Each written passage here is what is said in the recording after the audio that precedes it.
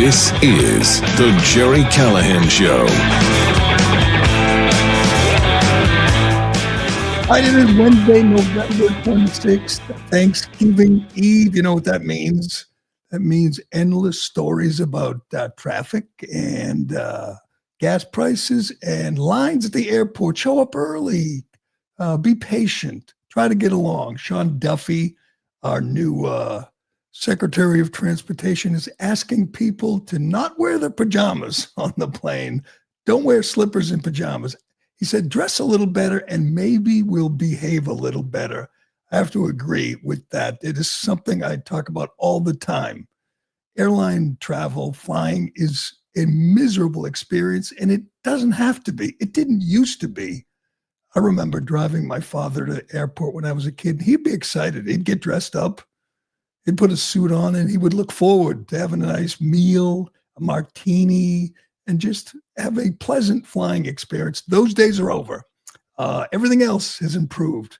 You know, when you travel, hotels have improved immensely, and transportation, Uber, and booking flights online, and everything's easier except flying. Flying is worse. And so this weekend, we'll be watching football. We'll be watching ice raids. I'm looking forward to that. And we'll be watching brawls on Southwest Airlines and at the baggage claim. Those are always fun. I can't wait. And I can't wait to see many, many more ice raids. Before I get to that, I have to mention, because I talk so much about the media, the lies, the absolute corruption in our mainstream media. It's been 10 years, I would say, since Donald Trump coined the phrase fake news, and he's used it daily for a decade now. And at first it was cute, but it is so accurate. I think what we're seeing now from the media in almost a year into Trump's second term is just the level of duplicity, the level of dishonesty has reached new heights in the media. They have just ended any pretense of objectivity. There is no honest reporting. They are not journalists. They are not truth tellers. They are liars, and they have doubled down in the Trump second term. They were bad in the first term. They've been bad for decades, but it has reached a whole new level, maybe because they're competing with X, they're competing with social media, and they are completely devoted to stopping Trump. That's the objective of the New York Times, the Washington Post, of CNN, ABC, NBC, all of them. That's their goal, stop Trump, as I've said a million times. And it's never been more obvious, more apparent than it is these days. I have a new hobby. It is waiting for breaking news from a mainstream media outlet pointing out that an innocent American, a hardworking, legal immigrant has been swept up by ICE, handcuffed, shackled, imprisoned, shipped out of the country, sent to CCOT. And would you look at this? They made a mistake. They're grabbing innocent people, disappearing innocent people off the streets. And invariably, it takes about 5 minutes for Community Notes on X or someone else to say, that's a lie. That's not true. What ICE, what Tom Homan's guys are doing is remarkable. When you consider for 10 months, they've been chasing down illegal aliens, doing what voters want them to do. That's what we voted for last November, to get illegal aliens out. It is that was the number one thing people wanted, why they wanted Donald Trump elected, why they wanted to end the invasion. And they're doing it. They're doing their best. And the media and the activists and the Democrats are trying to stop them. Nothing pisses off a Democrat more than removing drug dealers and gangbangers from their communities. It's a bizarre dynamic here. You have one party devoted completely, you have the media devoted completely to stopping federal law enforcement agents from enforcing federal law. If you really want to be upset about the efforts of ICE and Border Patrol, blame Congress, blame your senator, blame your congressman. They made the law. All ICE is doing is enforcing the law. And the reaction to this on a daily basis is so upside down and backwards. What they're doing is, here's what they do every morning when they show up at work at the New York Times or the Boston Globe is, please, they're begging ICE to make a mistake. What they've done for 10 months is remarkably successful, efficient, legal. You would know all about that one poor innocent American who's swept up in this, but you don't.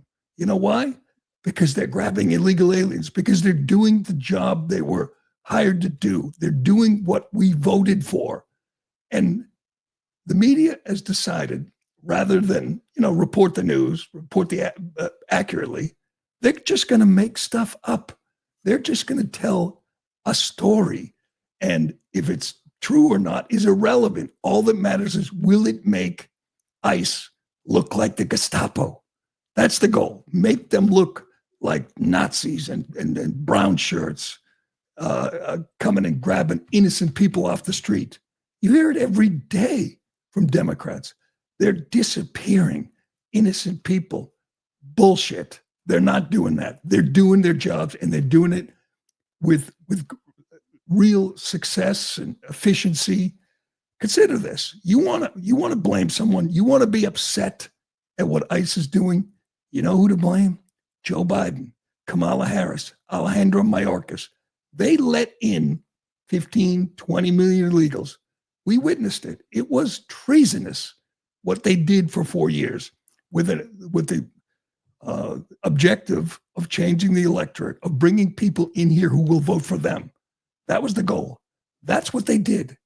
And now you want to blame the people who are righting that wrong, who are fixing that problem? That's not how this works. Blame Biden. Biden did this. You would not have ICE in the streets of LA or Chicago or Philadelphia if Biden didn't let in millions of illegal aliens, including thousands of gang members, hundreds of terrorists. They let them in. Now we're getting them out. That's what has to be done. You don't want them to get out. Hardened criminals, sexual predators, drug dealers, gang members. You don't want them removed from the community? Really? If some dishwasher gets swept up just because he's illegal, well, then blame Biden. They wouldn't be going after the dishwasher if they didn't let in the drug dealer. It wouldn't be a thing if they didn't let in 15 million more illegals. If we just had the number of illegals we had pre-Biden, it wouldn't be an issue. The dishwasher could stay here. He probably would. It wouldn't be a big deal. But their collateral damage, that's unfortunate, I guess. But that's what happens. That's how you clean up this mess. And they're doing a remarkable job. Tom Homan pointed out, we're going to get to this guy, this latest fake news, which is amazing. Tom Homan pointed out last night that they've had 650,000 deportations so far in 10 months, 11 months. 1.6 million self-deported. A lot of those are bad people who got out before they could get busted. That's more than 2 million in 10 months. That sounds pretty good. It's good. I mean, and they're going to double down their efforts. If they get 2 million a year out, that'll be 8 million. And you know what that does? That does everything. This is the number one driver of all our issues today. That will bring down housing costs. That will bring down rent. That will bring down insurance costs. That will lower crime in the streets in our blue cities. All these problems that we talk about every day can be maybe not solved, but we would mitigate the damage if we get the illegals out. It's that simple. Here is Tom Homan last night, and I know Democrats and the activists think they're succeeding. They think it's working. They're pointing out, oh, they're grabbing our neighbors off the street, and they got the sob stories coming. Get ready. You think they're doing their jobs so far? Tom Homan points out it's gonna get worse. You better brace yourself because they're not slowing down. They're going to continue this effort for 4 years. Even if they lose, we lose, the Republicans lose the midterms, they're not slowing down. They are coming. So all these gangbangers, all these criminals who are hiding in the shadows right now, they're coming and they're not stopping. Here's Tom Homan last night. In a week from the beginning of the administration. And even if you keep going at the pace you're going at, that's a dent in the illegal alien population. People would deport, who are deportable aliens right now. So what do you say to those people who say this is great, but it's nowhere near enough? Then come put a badge and gun on and give us a hand. ICE is hiring record numbers. Bottom line is, I just said just about 650,000 deportations. That is several 100,000 more than the record that was back in 2012. So it was already a historic operation. Second of all, you got to consider the people who have left the country out of fear of being deported. Was over 1.6 million of them. So there's well over 2.2 million left the country already. And that's been a part of the plan from the beginning. We knew if we send over 1,000 ICE teams out across the country, we send a message to the whole world. You enter this country illegally, we're looking for you. And by sending that message, by having anything, ICE is one of the reasons we have the most secure border in the history of the nation right now, because people aren't coming because they know there's consequences. So between that record number of deportations, the record number of self-deports, we're already had an historic deportation operation. But hold on tight.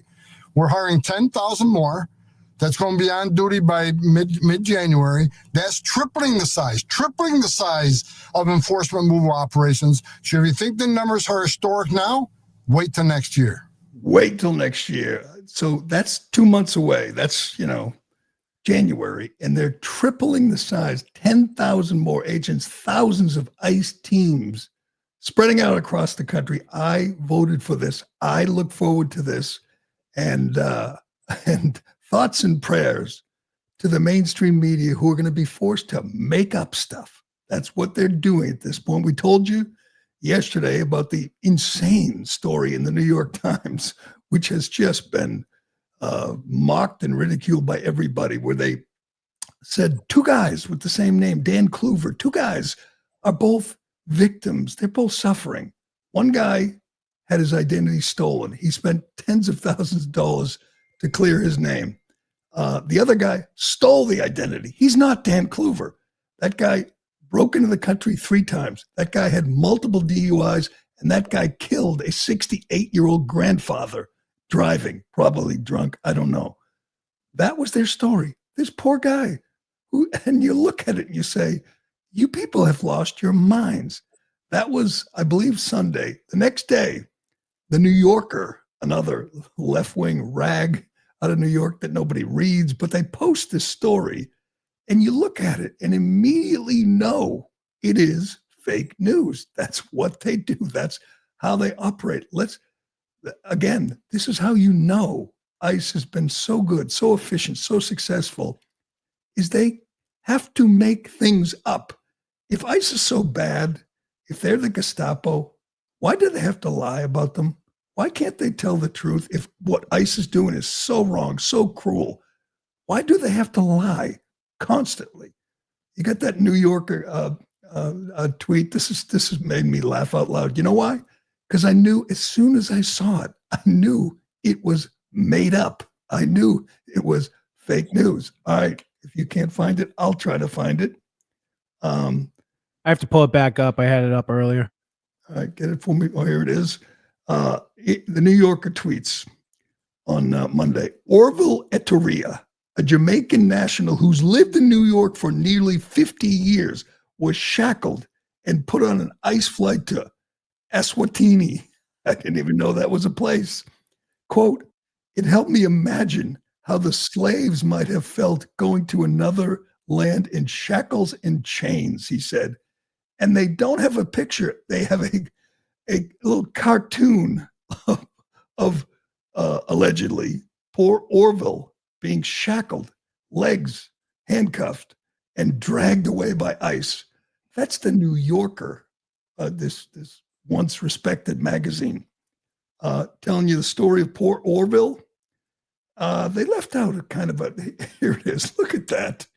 That's not Orville. That's a cartoon. That's a drawing of a guy being dragged away. Let's quickly go to the community notes, shall we? This is a correction, essentially, of the New Yorker. Orville Eteria has multiple serious felonies, including armed robbery and, oh yeah, murder. He held the U.S. lawful permanent resident status, which can and was revoked following his criminal conviction. So they want you to think this poor guy who's been in New York for 50 years is being handled like a slave and shipped to some third world hellhole. He's a murderer.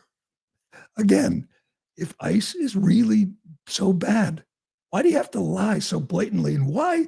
This fascinates me.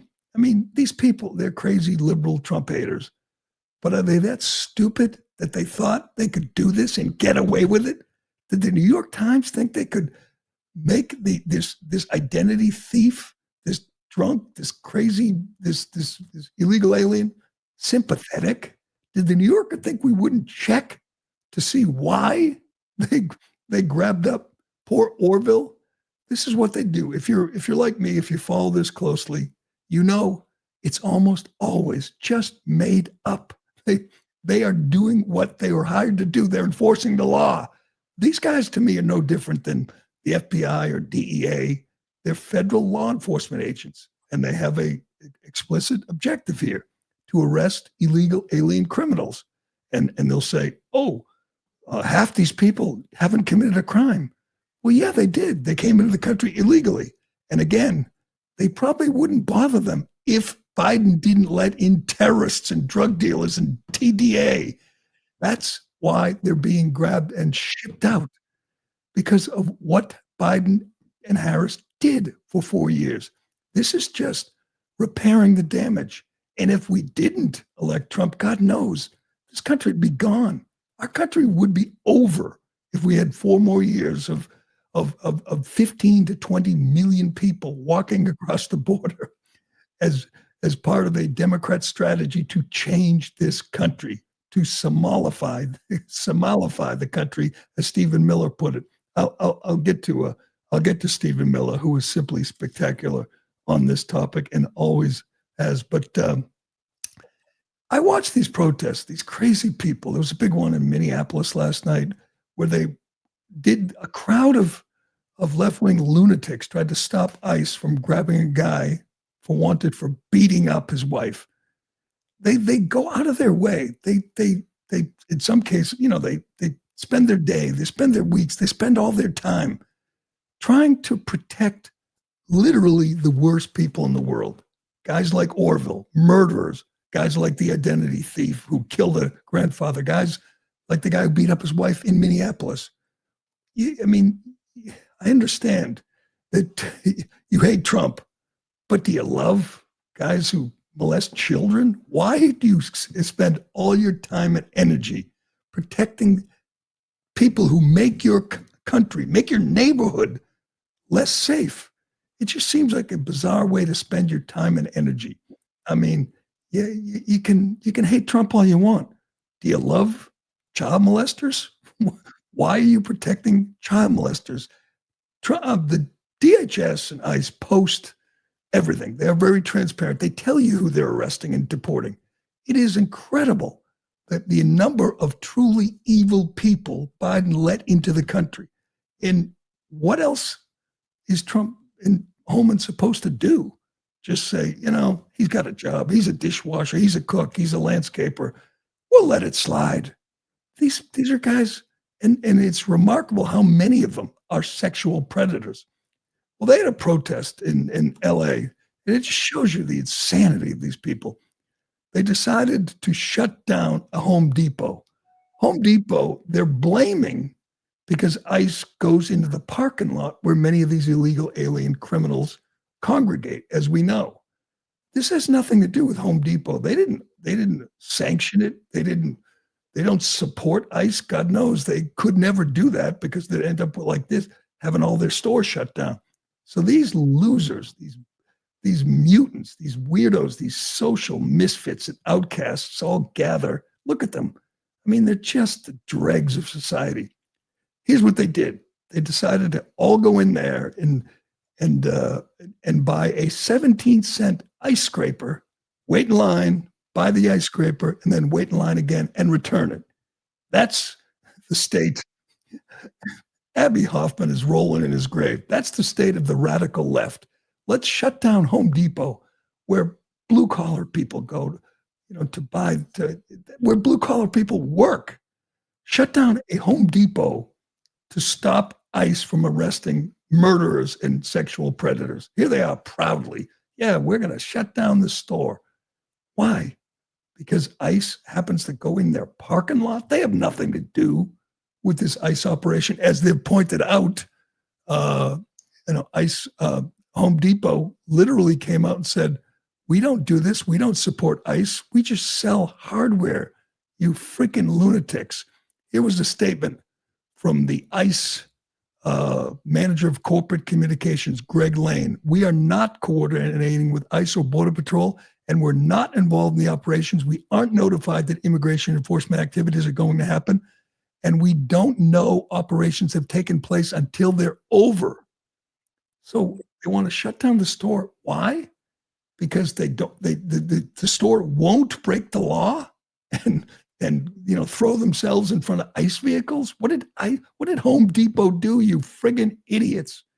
It's just maddening. These people are being exposed. It's just they're out of their minds. They don't make any sense. These protests, and we see them all over the country. We see them in Chicago trying to stop ICE from doing their job, from enforcing the law.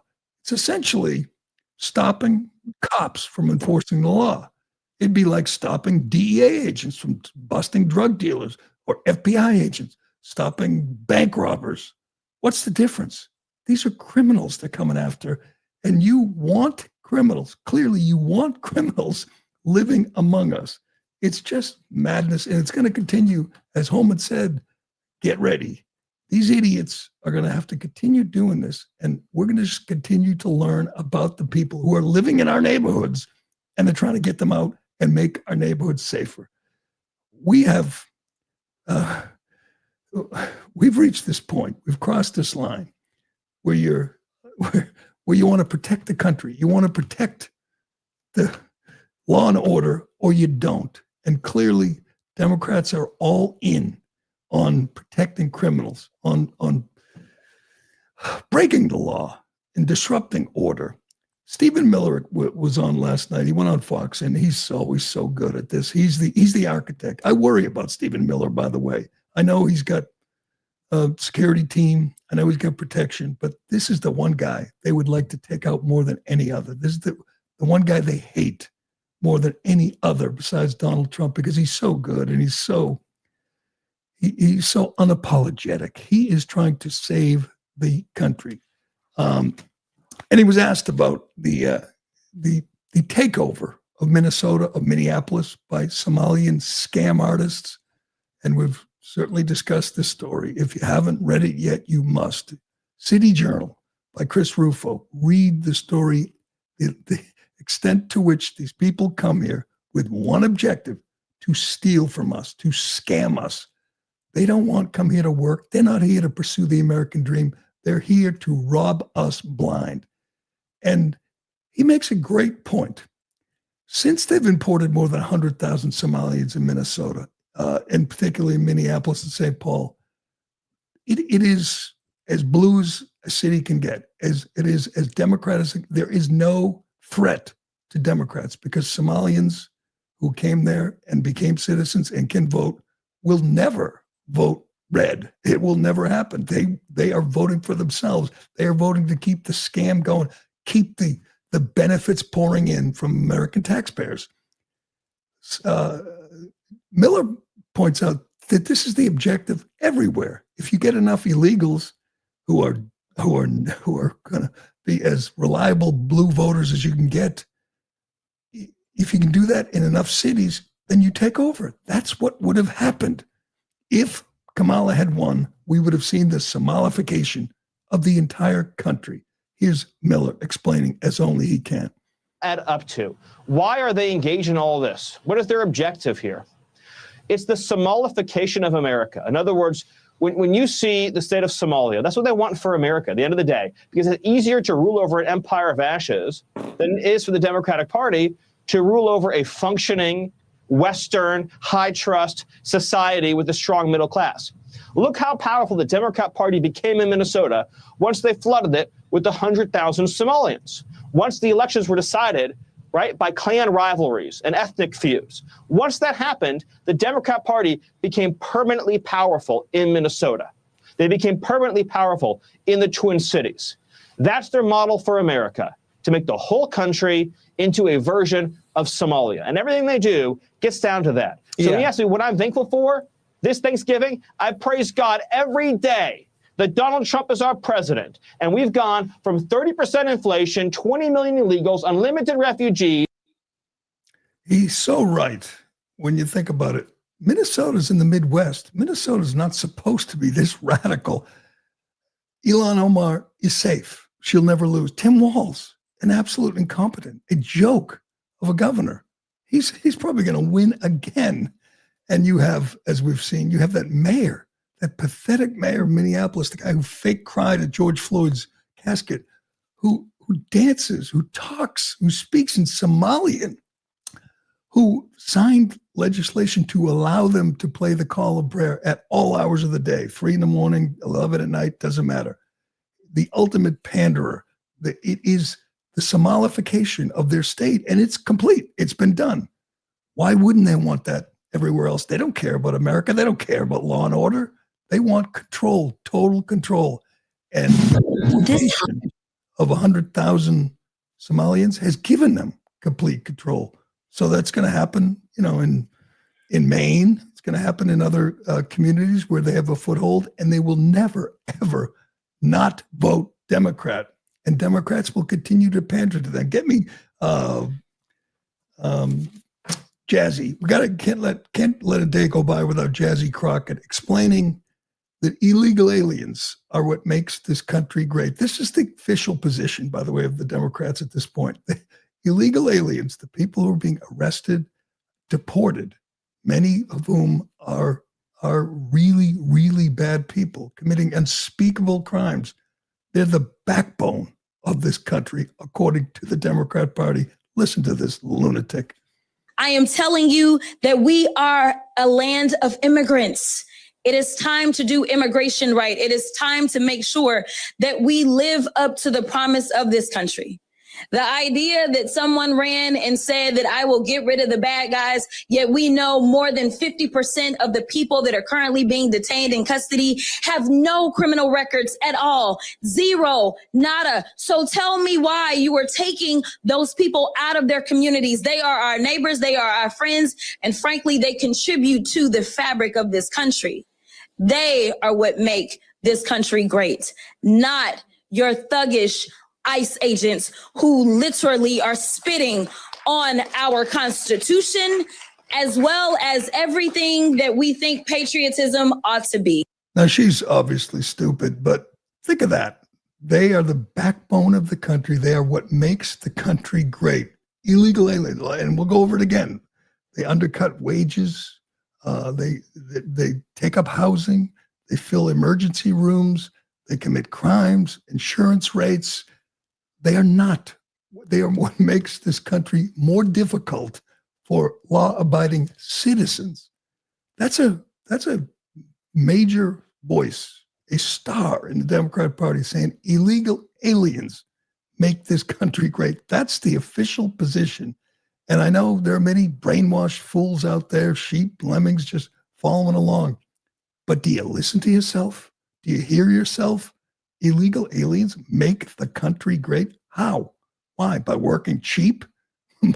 By taking jobs and housing from Americans? It's just insane. I hope they stick with that. I don't see that as a winning message now or ever, but good for them. All right, we got so much more to get to on this Thanksgiving Eve. We got a Democrat, by the way, who told the truth about his party, told the truth about some people in his party. Of course, it was leaked texts. Got to love those leaked texts. And let's give credit to Pennsylvania Governor Josh Shapiro. He has solved a big problem in his state. He has signed legislation that will eliminate hair discrimination. Yes, tackling the big issues. We'll get to that and more, but first. Excuse me.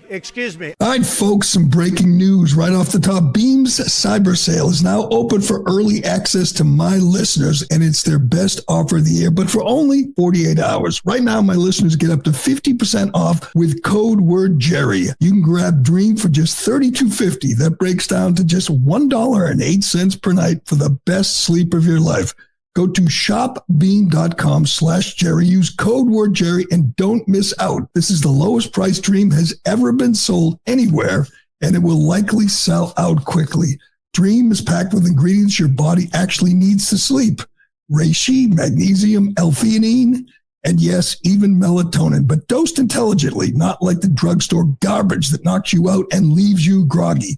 Here's what happens. You fall asleep fast, you stay asleep, and you wake up sharp, focused, and ready to face the day. And that's never been more important. I look at it this way. At the end of the night, it's like having a little chocolate milk at the end of every night. Go to shopbeam.com/Jerry. Use code word Jerry and get up to 50% off during Beam's cyber sale. You can grab Dream for just $32.50, but here's the catch. Dream is only available at this price until it sells out. So seriously, think about it. How much would you pay for a truly great night's sleep? With Beam's cyber price, it's just $1.08 per night. Go to shopbeam.com/Jerry and try Beam today. All right, before we get to the end of hair discrimination in Pennsylvania, I want to get to this. I want to get back to the topic of just the abject corruption of the mainstream media. This drives me nuts. I don't know why I let it bother me, but I do. Get me that Trump clip, because Trump did the pardoning of the turkeys. It was funny. He put on a little stand-up performance. He said he wanted to name the turkeys Chuck and Nancy, but then he couldn't pardon them because he would never pardon Chuck and Nancy. But Trump started talking about crime, obviously, and the problem with crime in the big cities in Chicago, and talking about possibly sending in the National Guard, which he has to do. He has to do. We see what happened in D.C. Again, we don't have to live like this. People, you don't have to live in fear. You don't have to worry about walking down the streets if we enforce the law, which they refuse to do in these blue cities. We talked about that clown, Brandon Johnson, saying putting people in jail is racist and it doesn't solve the problem. He's just a fool. And the people who vote for him are to blame. But Trump said something that is just false, just wrong. And it's not a big deal, but I want to point this out because it ties into what we just saw happen in Chicago. Play this quickly. Go ahead. And if you look at the crime that's taken place in Chicago in the last 2 weeks, just take a look. It's on the front page of every newspaper. It's out of control. I'd stop it right there. That, I'm sorry, Mr. President, is not true. You're right. Crime is out of control. We've talked about it. We saw that riot in the Loop in Chicago where a 14-year-old kid was killed. 300 kids were rioting. Crime is indeed out of control. We told you the numbers, over 370 people murdered in Chicago so far this year. Obviously, it's a big problem and Democrats have no interest in solving. But he's wrong. It is not on the front page of every newspaper. Again, the utter dishonesty of the media is breathtaking. Check this out. Bethany McGee, you know who she is. I know who she is. She's the poor 26-year-old woman who was set ablaze on the subway over the weekend in Chicago for no reason, just some hardened criminal, Lawrence Reed, with 72 arrests to his name. A guy who has been arrested 72 times and spent a total of 2.5 years in prison. A guy who in August in a mental hospital knocked out a social worker, hit her so hard, he gave her a concussion, he chipped her tooth and knocked her unconscious. That guy was then released by this radical lunatic DEI judge, say her name again, Teresa Molina Gonzalez. They looked at a man. She looked at a man who'd been arrested 70 times and set him free to endanger the public. That is insane by any definition. That's just crazy what's going on in Chicago. And here's what's here's what's just as crazy. You know how many times the New York Times has mentioned Bethany McGee? 0. You know how many times Reuters mentioned George Floyd 1,086 times. They've mentioned Bethany McGee 0. There is no coverage outside of Chicago and right-wing, New York Post or social media because it doesn't fit the narrative. Because Bethany McGee is white and Lawrence Reed is black, and Teresa, whatever her name is, the judge, Teresa Molina Gonzalez, is Latina, who, when asked what her greatest achievement is in her legal career, she said, being the first Latina woman to be on the bench in Chicago. So her immutable characteristics, how she was born, is her greatest achievement. That's the woman deciding to endanger the public. So you have a guy who should have been locked up decades ago on the street looking for someone to hurt, sets a woman on fire. She's in critical condition, clinging to life, and the media doesn't touch it. Doesn't touch it because it doesn't fit their narrative. You reverse the races. If Lawrence Reed were white and Bethany McGee were black, it would be the biggest story in the country for weeks. There would be riots, there would be protests, there would be madness going on in the streets. But he's black, she's white, and the judge is Hispanic. So nothing. Cricket, 0 coverage. That is disgusting when you think about it. They don't think it's a story because poor Bethany McGee happens to be white. Now she's hopefully going to survive. But how do you get to that point where a guy who's been arrested 70 times, and she says she can't imprison everyone just because the prosecutor wants her to? That's what she said. How about you imprison him because you don't want him to set a young woman on fire? You don't want him to knock anyone else out. He was only convicted 15 times, arrested 72. That means judges didn't even want to hold him accountable for anything, pay any price for it, just set him free. And they said he was mentally ill, and they set him free. She gave him an ankle bracelet, told him he had to stay home for 40 hours a week. The rest of the time he could roam free. So he roamed free, filled a bottle with gasoline, set her on fire, and the media will not tell you this story. They don't want you to hear this story. Just like the story of Irina Zarutska, who was stabbed in the neck and murdered on a train in Charlotte. They don't cover it. They don't want you to know about it. And it really is sickening. But all right, let's get to the big story out of Pennsylvania. I mean, let's give credit where it's due. Sometimes politicians solve real problems. They don't just waste your time. They don't just pander. We elect them to solve real problems. And Josh Shapiro, governor of Pennsylvania, has indeed solved a big problem. He's sliding. I don't even understand this. Maybe I'll have to read up. He signed a bill outlawing hair discrimination. I'm not sure what that is exactly, but it's happened in like 27 other states where activists, race hustlers, pressure politicians to enact this legislation where they can no longer be discriminated against because of their hair. Is that really an issue? I didn't know that, but here's the story. Go ahead. Today, when I sign the Crown Act into law, that will be the next step in making good on that promise of bringing about real freedom for all Pennsylvanians. This public policy campaign is my brainchild in a nationwide effort I have led since 2018.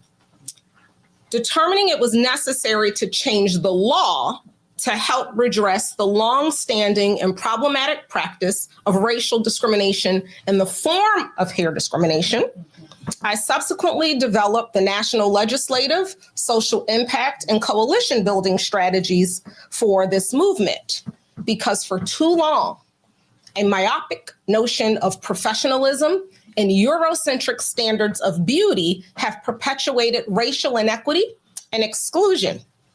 Too many Black children have been suspended and missed what should be valuable instruction time because their hair worn in ways that are aligned with their racial identity deemed a violation of school rules. I am a child growing up in the Virgin Islands with natural hair. Natural hair has been braids, twists, locks all my life. That's all I know is, I still have locks. But wearing my natural hair has been all that I know. But as I opened my salon and spoke to different clients that wear braids, that's telling me, Lorraine, I have to take these braids out. I have a job interview. Or Lorraine, I have to cut my locks down because my job says it's too long. And the recent one was my client who says, Lorraine, they talking about me. I have to do something. I have to cut my locks because of my job. They saying it's unprofessional to have locks. And I'm like, wow. Look, we know that this is an issue that disproportionately affects Black Pennsylvanians who wear their hair in protective styles like locks and natural braids or twists. And it can manifest itself in a number of different ways. From someone. God, what? Shut up. Really? This guy's been discussed by a lot of people as a candidate for president in a couple of years, Josh Shapiro. He was the sane one in the Democrat Party. Listen to him just pander and just prostrate himself in front of these activists. I don't even know what they're talking about. You're telling me that only Black people have to have their hair cut for an interview? I mean, isn't that what everybody does? You cut your hair, you dress up, you try to look presentable when you go to an interview, and it's illegal now. They made it illegal to discriminate based on hair. Who does that? I mean, and it's only for one race. God, that is embarrassing. That's like something from 2020. That's not from today. During that press conference, and there's a huge crowd of people there. What do you guess? Maybe 3 or 4 Black kids got shot in Chicago. Maybe a few overdosed during this, maybe a few flunked out of school during this press conference about hair. But I guess, they have their priorities. That is just crazy. All right. I didn't realize that was a big problem. I'm going to have to read up, see just how bad this problem is, how serious this problem is, that people can't have braids. Since when? You know what? They must be. Those are the people watching Michelle Obama's podcast, listening to Michelle Obama talk about how hard it is to do her hair, to fit these white standards of white supremacy. God, what silly ass people. All right. We have 2 clips left to go, 2 clips. And I would say these are among the 4 or 5 most insane clips we've ever played on this show. We got one from Kendrick Perkins and one from, who else? Joy Reid. You're not going to believe what these lunatics had to say. It is remarkable. We've reached that point where you have to set yourself on, I shouldn't say that after talking about Chicago, you have to set yourself on fire to get a little attention. And it doesn't matter what you say, just say something truly insane. And it's kind of the Candace Owen playbook. Kendrick Perkins and Joy Reid are competing. Who can say the most insane thing on this day? We'll let you decide. We'll play them both. We'll let Ironhead decide. What is the most insane thing you've heard in, I don't know, a long, long time? We'll get to that. But first. Excuse me. What do you get when you have a bald eagle standing on top of a silverback gorilla that is riding on top of a T-Rex? Confidence. That's what you get. Pure confidence. The kind of confidence that you really need in the bedroom for that next level laser wolf riding a raptor in a Lamborghini through outer space type of experience. That's where Ruziet Go Long comes in. This isn't just another ED pill. It's a confidence game changer. Go Long combines 2 doctor-trusted medications in one dual-action formula to help you get hard and go the distance. Plus, effects last up to 36 hours, which means you can feel confident all day and night and then some into the next day, too. Getting started is simple. Connect with a board-certified doctor 100% online at Ruziet.com If prescribed, your treatment ships discreetly to your door. Ready to level up your confidence in the bedroom? Head to Rusiette.com and use promo code Newsmax for 15% off your first order. That's Rusiette.com, code Newsmax. Make sure to use my code so they know we sent you. Kendrick Perkins, I wouldn't quite put him in the class of Joy Reid at this point, but he's trying. I think this is the Stephen A-ification of ESPN. These guys say, I got to say something really outrageous and provocative so I can get clicks, I can get attention. Maybe he's worried about his job getting boxed out by someone else in the at ESPN. He's an NBA analyst, former NBA player, not the brightest bulb, but seems like a decent enough guy. The subject became, on this show that he's on, Shedeur Sanders. Shedeur Sanders, Deion's kid, now the quarterback of the Cleveland Browns, controversial guy, dropped to the 5th round because doesn't have his priorities straight, thinks it's all about him, but he got a chance to play the other day, and I had to go back and check because of what Kendrick Perkins had to say. And before we get to KP, here's what Shedeur Sanders did Sunday against the Raiders. He went 11 for 20 for 209 yards, 1 TD, 1 interception, 87 rating. So far this season, he's 15 of 36. That's a completion percentage of 41. 1 TD, 2 picks, rating of 52. That's what he's done so far in his professional career. That's what the new quarterback, who's only playing because like the other 6 quarterbacks who for the Browns have been injured, got a chance to play, did okay, won the game. That's good, right? Everyone's like, oh, good. That's exciting for the Browns. Here's the analysis of a guy who is paid to do this by ESPN on what impact Shedeur had on the team, the league, the game on Sunday. Check this out. Shedeur Sanders is the most powerful black man since 2009. You know what happened in 2009? Right. That's when President Obama got elected in office. He's the most powerful black man since 2009. You said you were sitting there watching the game in your house, and what you did? You ran with the TV. Goddamn right. Right? I did. What was you doing, DB? I was cheering. I was happy. You was cheering like a motherfucker. When Shedeur Sanders is on the field, and when I say powerful because there's 2 sides of it, right? Think about it. Okay, you got the black community. He bringing the whole black community together. I ain't ran across one black person that done said one bad thing about Shedeur. We want him. And guess what? Not one, because he has the balance. He has the balance of that. I'm arrogant, but I'm humble too. Mm-hmm. Yeah, right? He have fun with this shit. And he having fun with this shit. What? And looks like someone at ESPN's not getting enough attention. Maybe he was worried about for his job, saying, I need to say something really remarkably stupid. The most powerful black man in 26 years since a black man was elected president of the United States, the first black man to be elected president of the United States, and a guy who played one game in the NFL and had an okay day, an average day.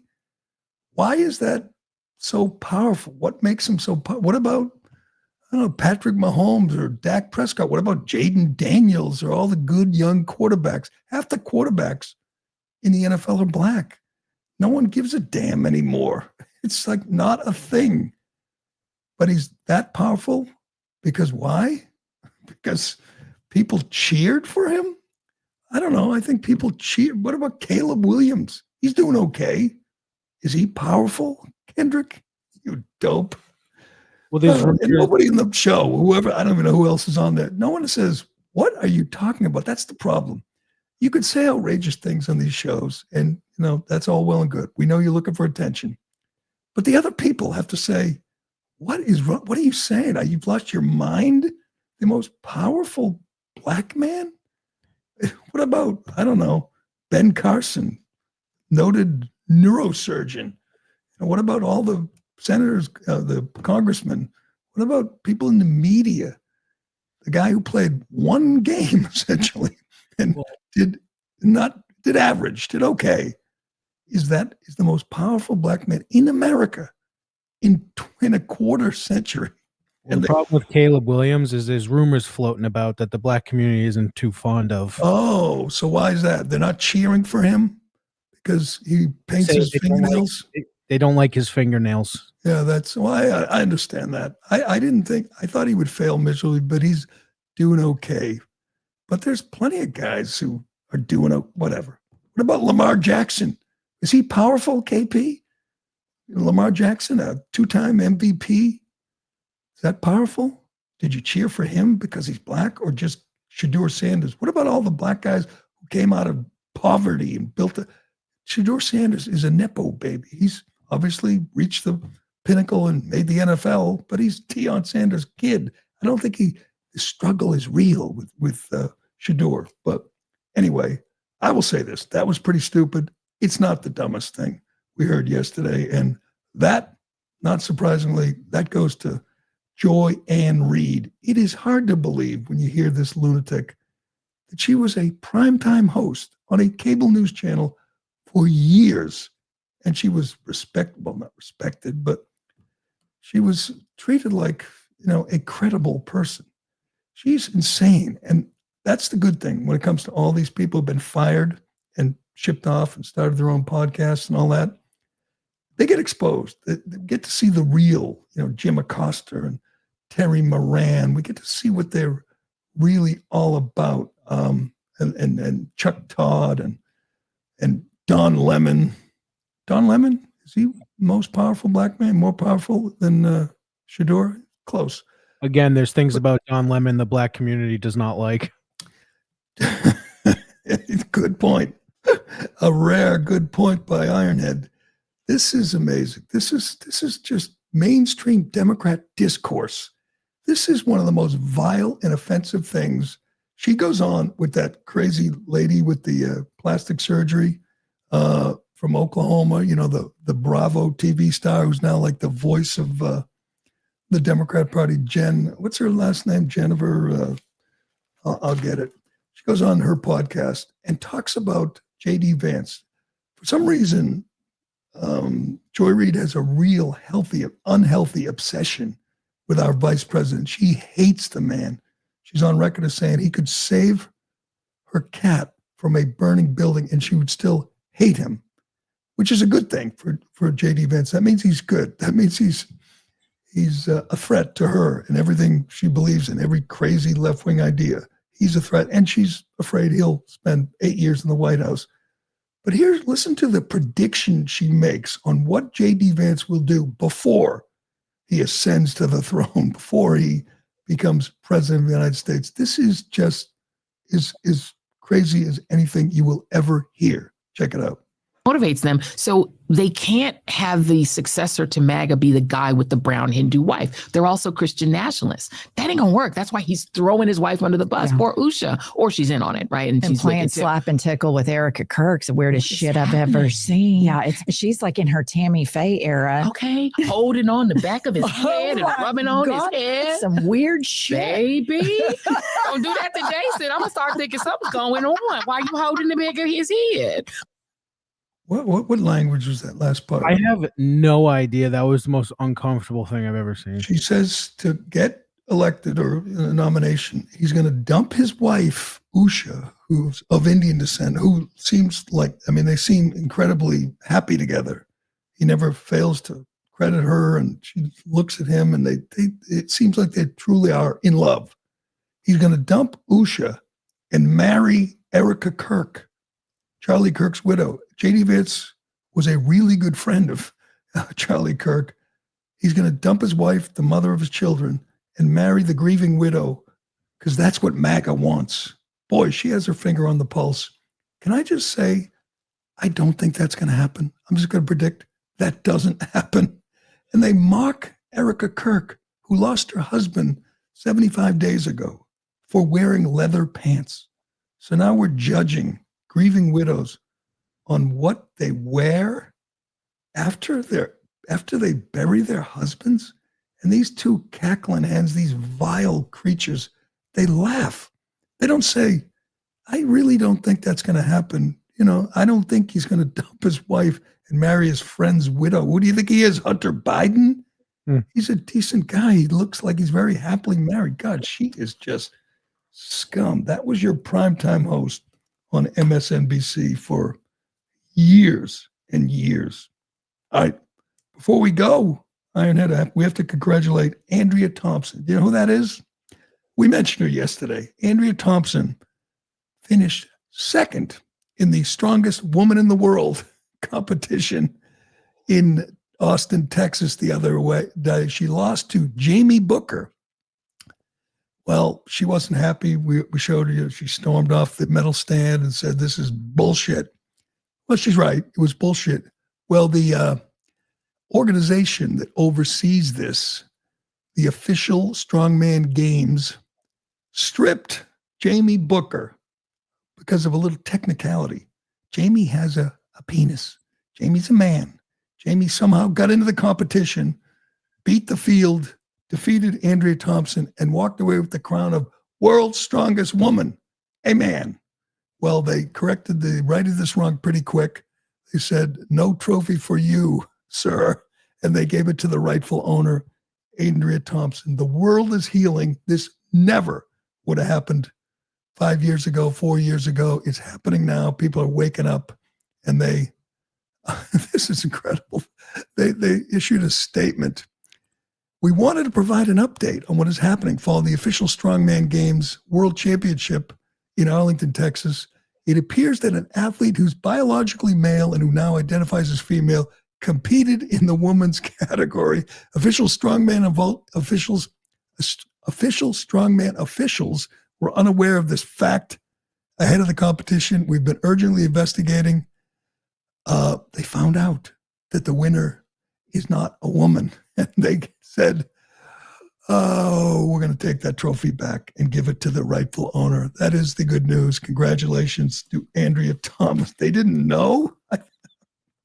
I guess they're all kind of big and strong and bulky, and so was able to kind of wear the baggy clothes and get away with it. But this is what has to happen. They have to take the trophies back, the awards back, the records back. They can't just say, we're done here. Everything Leah Thomas won has to go back to the rightful owner. That's the way this incredible injustice can be made right. But congratulations to can you throw that clip up from Gavin Newsom from Thanksgiving 5 years ago? I just want to remind people what it was like. Everyone's looking forward to Thanksgiving. Everyone's traveling, getting together with family, big groups. No normal people are masked. No one's worried about catching. Here it was 5 years ago, right? 2020. This was the rules for Thanksgiving in California and many other places. Just a reminder of how insane this country went 5 years ago. Gavin Newsom's rules for Thanksgiving. If you lived in California, no more than 3 households present, parties no longer than 2 hours, guests must stay outside and avoid singing, chanting, and shouting. So the governor of a state, our biggest state, told people they couldn't sing on Thanksgiving. And let's not forget, though, he got busted for breaking all of these rules. That's true. He was in French Laundry when everyone else was locked away. But the governor of a state told people they couldn't sing or chant. Who sings or chants? Or shout? You can't shout on Thanksgiving. Well, that's so crazy. Shouting is a Thanksgiving pastime, especially when politics come up. I know. I'm looking forward to it. I have no problem talking politics. I know lots of people warn against it, say don't do it. I can shout, I can debate, and I can still be friends, or I can still love my family. It's part of the fun. Democrats can't do that. They lose their minds. So we will probably avoid. You think I should wear my MAGA hat, my Trump 2028 hat to dinner?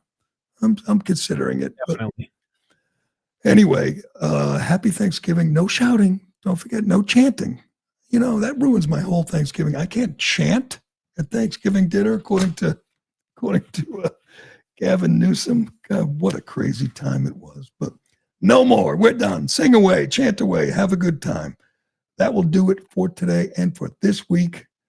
Have a great Thanksgiving. I'm Gerry Callahan. This is The Callahan Show, and we will talk to you again Monday. Are you affirming that you think President Trump is a fascist? I've spoken about... That's okay. You can just say yes. Okay. Okay. It's easier. It's easier than explaining it. I don't mind.